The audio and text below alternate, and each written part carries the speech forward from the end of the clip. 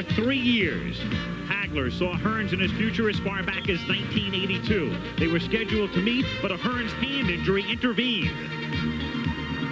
I'm not going in there for injury. And when I go in there, I want to be in tip-top condition and great health.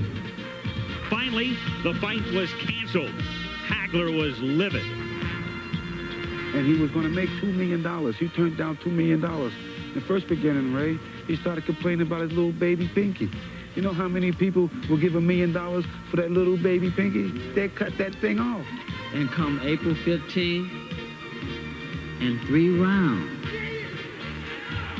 I would be the greatest. And Tommy said, I'm going to be laying down there and his hands are going to be raised. I feel almost the same way, but when the smoke cleared, because I'm coming out smoking, as you know, but when the smoke clears, it'll be my hands that'll be raised.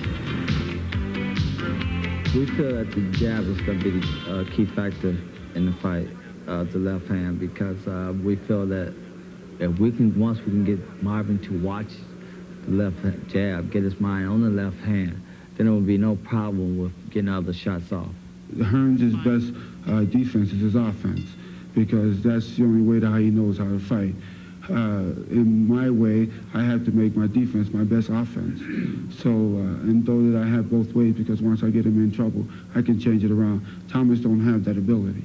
I'm here to show the world that I have the ability to punch and power, to get in there and knock out middleweights, light heavyweights, whatever, welterweights, all the way up to the light heavyweight division.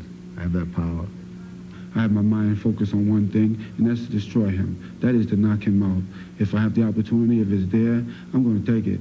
I think that this fight here will put me in the position to make greatness and put me one step closer to greatness, and which is to win the 4 titles. That's what I feel. War. That's what's on my mind. I don't see the fight going 12 rounds. I've been feeding the faith, and I've been starving the doubt. So there's no doubt in my mind that I can't win this fight, or that I won't knock Thomas Hearns out.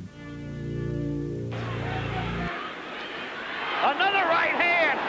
Hearns turns his back, takes another right. Hearns in deep trouble again. Hearns is down. Hearns is down in the 3rd round and on his back. And he's not going to beat the count. I don't believe. Tommy Hearns tries to get up, and They've got to stop this fight. Does he get up? He just doesn't know. He can't continue. It's Hagler, full of blood. Blood, no doubt, impeding his vision, stopping under the 3rd round after Hearns almost ended it on a 1st-round knockout. It didn't go very far, but it was a beauty.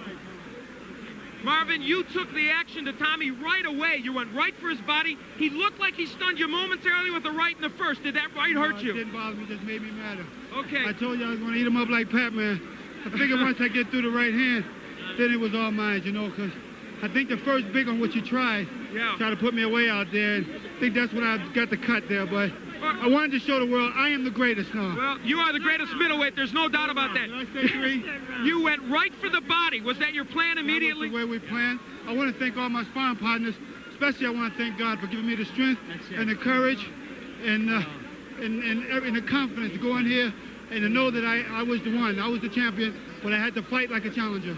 That fight, I think, took tremendous courage on your part for this reason. You walked right in against the cannon. You were willing to take the right hand to knock him out. You got it. I figured I had to take punches or to give some, but I told you he was going to get some too. This was, in some ways, not like the Marvin Hagler we've often seen. Not the ring technician. You bombed. That's it. That's what I felt. I felt as though in every one of my fights I've been fighting, I improved, and I put it all together in this fight. The Petronelli's here. I guess you've got to be just thrilled with this. Probably your biggest moment. The greatest. There's this guy. Does he? Now that we take care of the wise guys, the hurt man, the hit man. We love him. I want to say to all the people out there who spent their money, I hope that you got your money's worth, because Tommy's a hell of a fighter, and I think I put all my all out here. But the better man won tonight. You have talked about going after Monzone's record. Is it still on your mind? And I guess this just fuels you. Getting that record might put you in that class of the greatest middleweight. Definitely. I'm still after Monzone's record, but I don't think that I'll have a big media hype as I did with this one, so I'm going to continue. Okay. This is one of my toughest fights. Marvin, congratulations. Ladies and gentlemen, referee Richard Steele stops the bout at 2 minutes, 1 second of the third round. The winner by a TKO and still undisputed middleweight champion of the world, Marvelous Marvin Hagler.